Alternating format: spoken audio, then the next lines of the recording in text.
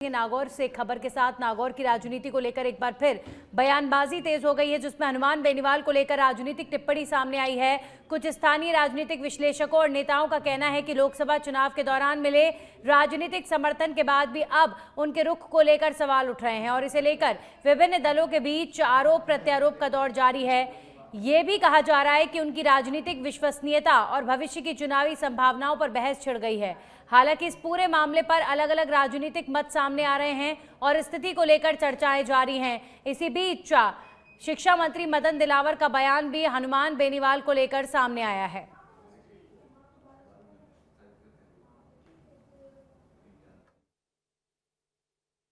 कभी कभी ऐसा लगता है कि जिनको सहारा दो वो सहारा पाने वाले अपने आप को ताकतवर समझ बैठता है। आपको पता है, नागौर में जब पहले लोकसभा के चुनाव हुए तो बेनीवाल जी को भारतीय जनता पार्टी ने समर्थन दिया, क्योंकि ये भारतीय जनता पार्टी से पहले विधायक रहे थे, एमपी बनकर लोकसभा में जाने चाहिए ऐसी सोच थी। लेकिन अब ये भारतीय जनता पार्टी को आंखें दिखाने लगे, फिर कांग्रेस के समर्थन से गए, आंखें दिखाने लगे।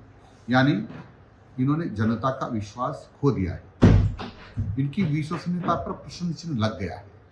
हमें गारंटी देता हूं, ये कभी लोकसभा का चुनाव जीतकर जा नहीं सकते। कभी कभी ऐसा लगता है। बीकानेर से खबर, जहां पर हताई कैफे पर पुलिस की रेड। बेसमेंट में चलता था बंकर नुमा कैफे और बंकर में बने थे कैबिन में चल रही थी अनैतिक गतिविधियां।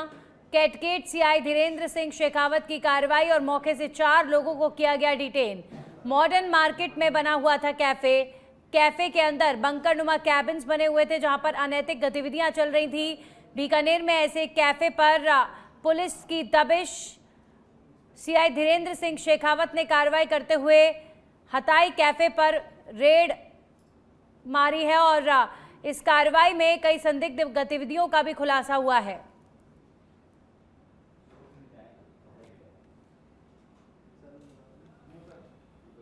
वहीं डीडवाना जिले में किशनगढ़ हनुमानगढ़ मेगा हाईवे पर छापरी टोल प्लाजा के पास उस समय बड़ा हादसा टल गया, जब लुधियाना से अजमेर जा रहे पेंट से भरे एक ट्रक में अचानक से आग लग गई। देखते ही देखते आग ने विकराल रूप ले लिया और ट्रक धू धू कर जलने लगा। सूचना मिलते ही दमकल विभाग की टीम मौके पर पहुंची और fire fighter Amit Singh, fireman Rajuram और पायलट गजराज सिंह की तत्परता से आग पर काबू पा लिया गया। समय रहते कार्रवाई से चालक और परिचालक को सुरक्षित बाहर निकाल लिया गया। पुलिस ने मौके पर पहुंचकर हाईवे से यातायात हटवाया और आवागमन सुचारू करवाया गया। आग लगने के कारणों की जांच की जा रही है।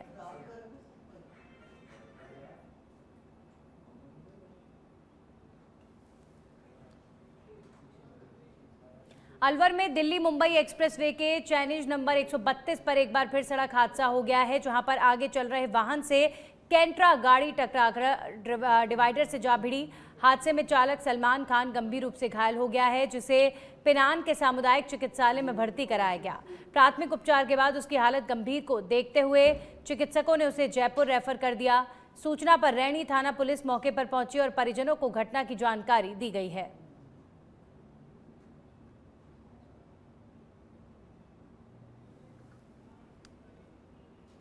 बांसवाड़ा जिले के कसारवाड़ी थाना क्षेत्र में एक वेटरनरी कॉलेज की छात्रा लक्ष्मी द्वारा आत्महत्या करने का मामला सामने आया है।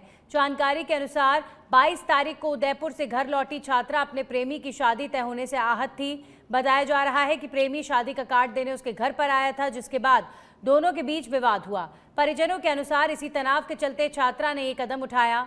घटना से पहले उसने सोशल मीडिया पर प्रेमी के साथ अपनी फोटो स्टोरी भी साझा की थी, जो अब जांच का हिस्सा है। सूचना पर कसारवाड़ी थाना पुलिस मौके पर पहुंची और मोबाइल फोन जब्त कर जांच शुरू कर दी गई है। पूरे मामले को लेकर पुलिस गंभीरता से जांच में जुटी हुई है।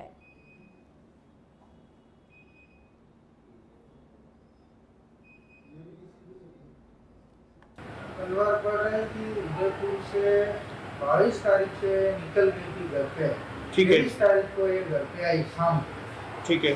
शाम को आई और वो लड़का कल शादी का कार्ड दे के गया। कौन लड़का था? अज्जू नाम का राम सिंह का। अच्छा, उससे कुछ संबंध था क्या इसका? हाँ, 12वीं में से वहीं बांसवाड़ा जिले के सज्जनगढ़ थाना क्षेत्र के टोड़ी कालू गांव में एक दर्दनाक हादसे में 9 माह की गर्भवती महिला की मौत हो गई।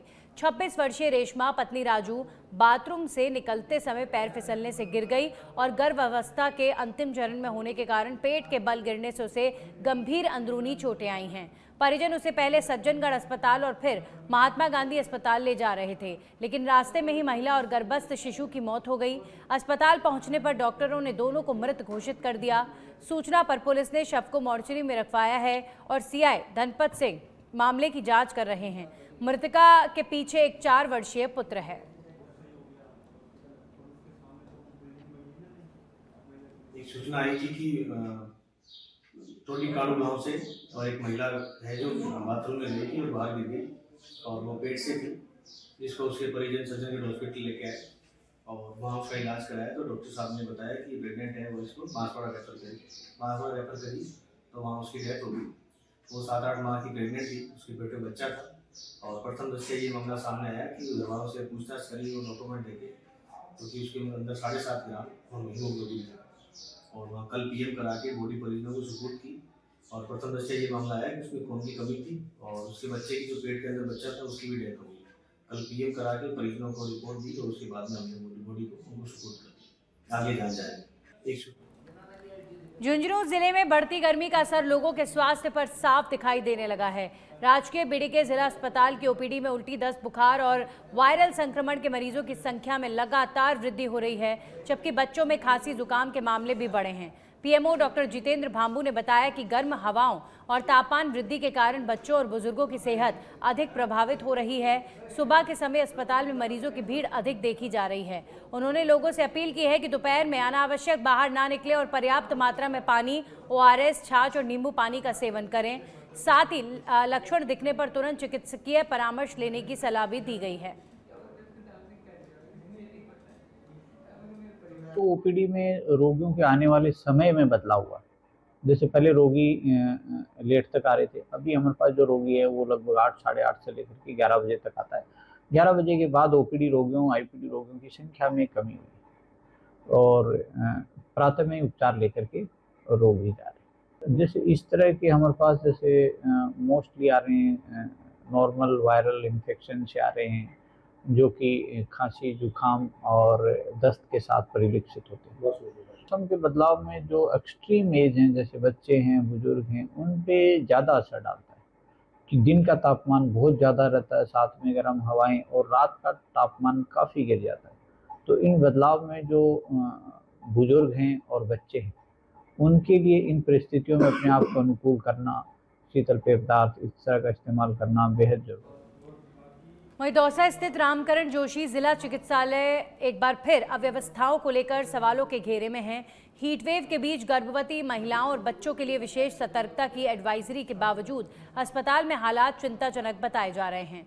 आरोप है कि गर्भवती महिलाओं का इलाज खुले में टेबल पर किया जा रहा है, जहां ना तो पर्याप्त सुविधा है और ना ही गोपनीयता का ध्यान रखा जा रहा है।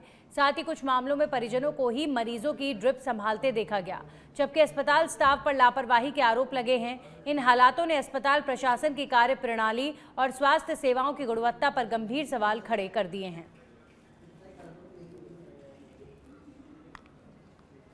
जयपुर के जमवा रामगढ़ क्षेत्र में Manoharpur Dausa national highway NH 148 के 4 लेन निर्माण में अब 6 से 8 माह की देरी तय मानी जा रही है, क्योंकि टेंडर प्रक्रिया रद्द होने के बाद नई प्रक्रिया में समय लगेगा और निर्माण कार्य लगभग 8 माह बाद शुरू हो पाएगा। इस संबंध में नेकावाला टोल प्लाजा पर NHAI की ओर से सार्वजनिक परामर्श बैठक आयोजित की गई है, जिसमें सांसद राव राजेंद्र सिंह और विधायक महेंद्रपाल मीणा मौजूद रहे। बैठक में ग्रामीणों और जनप्रतिनिधियों ने रेस्ट एरिया, अंडरपास और पुलिया निर्माण के कई सुझाव दिए हैं। NHAI ने आश्वासन दिया है कि सभी सुझावों पर विचार कर प्रस्ताव तैयार किए जाएंगे और स्वीकृति के लिए भेजा जाएगा। फिलहाल हाईवे पर कई स्थानों पर नई पुलिया और अंडरपास निर्माण प्रस्तावित हैं।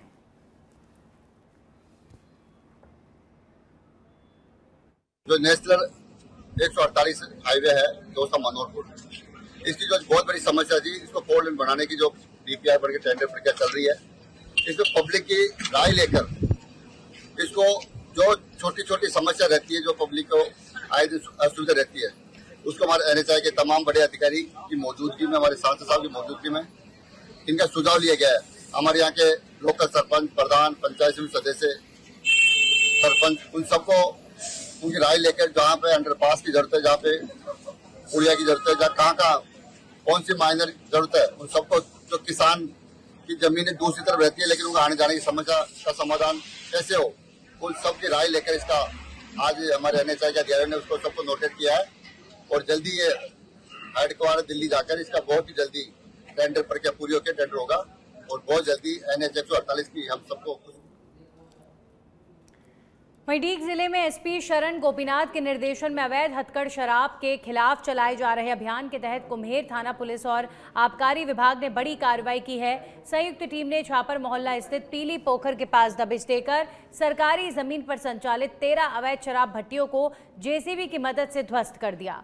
कार्रवाई में करीब 11,000 लीटर वॉश को नष्ट किया गया और 75 लीटर तैयार देसी हथकढ़ शराब भी बरामद की गई। पुलिस के पहुंचने से पहले आरोपी मौके से फरार हो गए। फिलहाल अज्ञात आरोपियों के खिलाफ आबकारी अधिनियम में मामला दर्ज कर उनकी तलाश शुरू कर दी गई है।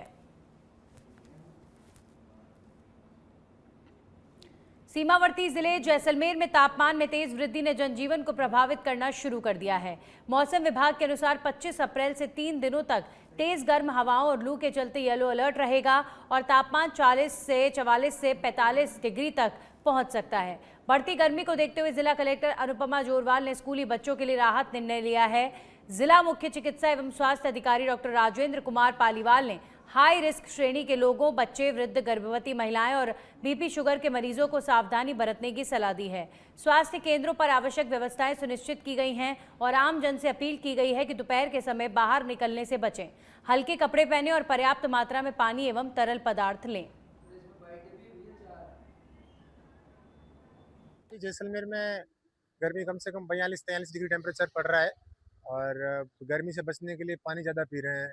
बाइक पे चल रहे हैं तो मुंह पे कपड़ा बांध रहे हैं, जूस पी रहे हैं और हो सके जितना घर से कम बाहर निकलते हैं। 12 बजे के बाद कम से कम घर से बाहर निकलने की कम से कम कोशिश करते हैं। जैसलमेर में टाइम से इतना गर्मी नहीं थी, जो इस साल का बहुत गर्मी का जो है आप बोल सकते हैं गर्मी की जो टेम्परेचर है वो बहुत ज़्यादा हाई हो चुका है अभी। किस तरीके से बचाव कर रहे हैं? बचाव के लिए देखिए काफ़ी हद तक तो देखिए गवर्नमेंट भी प्रशासन भी बता रहा है बचाव का कैसे करना चाहिए और उन्हीं को हम लोग भी फॉलो करते हुए देख रहे हैं कि तरल पदार्थों का यूज़ ज़्यादा करो। जिनका मार्केट में कोई मतलब काम नहीं है या अननेसेसरी मार्केट में या बाज़ार में निकलने से बच्चे, गवर्नमेंट भी कह रही है और हम भी यही कह। शादियों की सीजन चल रही है, इसमें भी बहुत बुरे हाल है। कभी गांव से यहाँ आते हैं, वापस बसों में जाते हैं। प्रशासन द्वारा एडवाइजरी भी जारी की गई है, छाछ पे ध्यान दो, ज़्यादा पानी के सहारे जी रहे हैं। बाकी खाना वगैरह ये तो आप भूल जाओ, ये हालत है। और ग्रामीण एरिया में और भी ज़्यादा हालत ख़राब है। सिटी में ये हालत है तो आप समझो कि गाँव में क्या हालत रहे हो। और पशुओं के हाल बेहाल है। ग्रामीण एरिया में जो लोग यहाँ बसों में आते हैं, शाम को वापस जाते हैं, रात तक भी गर्मी की लू की। हम लोग जो चिकित्सा विभाग है वो आम जन से यही अपील करता है कि इस गर्मी में अनावश्यक रूप से बाहर नहीं निकलें। विशेषकर जो समय है 12 से 3 बजे के बीच में बाहर नहीं निकलें। और जो लोग बड़े बुजुर्ग हैं और बच्चे हैं, गर्भवती माताएं हैं, इन लोगों को भी इस गर्मी में बाहर नहीं निकलें। जो लोग बाहर अत्यावश्यक कार्य से अगर बाहर निकलते हैं तो तरल पदार्थ लेकर के निकलें, पानी का बोतल साथ लेके निकलें और डार्क कलर के कपड़े ज़्यादा नहीं पहने, फुल बाजू के कपड़े पहन के और से ढक करके निकलें। उसके बाद भी अगर कहीं कोई ऐसा उनको ज़्यादा ही लगे, शरीर पे रैसेज वगैरह दिखाई देते हैं तो नज़दीकी हॉस्पिटल में जाके दिखाना चाहिए। स्वास्थ्य केंद्र और हॉस्पिटल में किस प्रकार की व्यवस्थाएं की गई है? हाँ, जैसा कि इसको देखते हुए हर साल की बात है, इस साल भी हम लोगों ने दोनों डिस्ट्रिक्ट हॉस्पिटल में एक वार्ड आरक्षित किया है और पीएचसी पे हमने 2 बेड, सीएचसी पे 5 बेड आरक्षित किए हैं। वहीं चौथ का बरवाड़ा क्षेत्र में रजवाना ग्राम पंचायत के कुम्हारिया गांव में आंगनवाड़ी केंद्र के पास बने सामुदायिक शौचालय को लेकर विवाद उठ खड़ा हुआ है। करीब 3.20 लाख रुपए की लागत से निर्माणाधीन शौचालय अधूरा और जर्जर नजर आ रहा है। ग्रामीणों ने गेट, झूलना, फर्श पर टाइल्स का अभाव और अधूरी पानी की व्यवस्था जैसी अनियमितताओं का आरोप लगाते हुए निष्पक्ष जांच की मांग की है। ग्राम विकास अधिकारी ने निर्माण कार्य को प्रगति में बताते हुए ठेकेदार को शीघ्र कार्य पूरा करने के निर्देश दिए हैं, लेकिन ग्रामीणों ने प्रशासन की अनदेखी और जल्दबाजी पर सवाल उठाए हैं।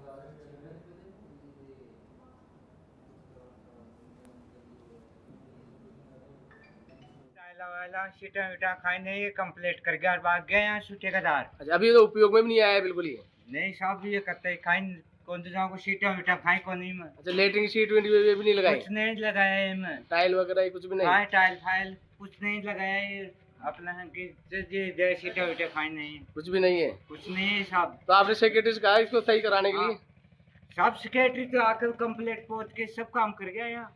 अच्छा, कंप्लीट करके चला गया हो तो? और यहाँ पे तो पानी के नल वल टूटे नहीं लगे? कुछ नहीं लगाया। कुछ नहीं लगाया गया। तो जो लेटरिन का गड्ढा भी खुदा रखा नहीं खुदा रखा? नहीं कोना खाड़ा वाड़ा खाए भी। खाड़ा वाड़ा कुछ नहीं खुदा रखा? सीटा भी कोना, नल भी कोना, टंकियां भी कोना। अच्छा, कुछ भी नहीं लगा रहा है? देखो ये ऐसे कंडीशन करवाओ देखो। अच्छा, बिल्कुल घटिया काम हो रहा है। कहीं काम को कोना 3,20,000 रुपए उठा लेके यार। तो जो लेटरिन का गड्ढा भी खुदा रखा नहीं खुदा रखा? नहीं कोना खाड़ा वाड़ा खाए भी। खाड़ा वाड़ा कुछ नहीं खुदा रखा? सीटा भी कोना, नल भी कोना, टंकियां भी कोना। अच्छा, कुछ भी नहीं लगा रहा है? देखो ये ऐसे कंडीशन करवाओ देखो। सामुदायिक शौचालय का काम प्रगति पे काम चल रहा है और कल ठेकेदार से बात की थी मैंने, जो उन्होंने कल ठेकेदार ने कहा था कि आज मेरे शादी का मामला है, परसों दिन से फिर काम चालू कर दूंगा। काम प्रगति पे है। अच्छा, अब तो कब तक पूरा हो जाएगा वो? ये सर करीबन 15-20 दिन लगेंगे इसमें। अच्छा, लोगों का कहना है कि इसमें बिल्कुल घटिया तरीके से निर्माण कार्य किया है, ना टाइल बिछाई गई है, ना ही गेट सही से लगाए, गेट झूल रहे हैं वहाँ पे मौके पर। मौके पे तो गेट तो सर ऐसा है जो काम चलेगा तो अब तो गेट तो खुले हैं ही, और टाइलें जब भी काम प्रगति पे तो टाइला लगा दी जाएगी और काम पूर्ण कर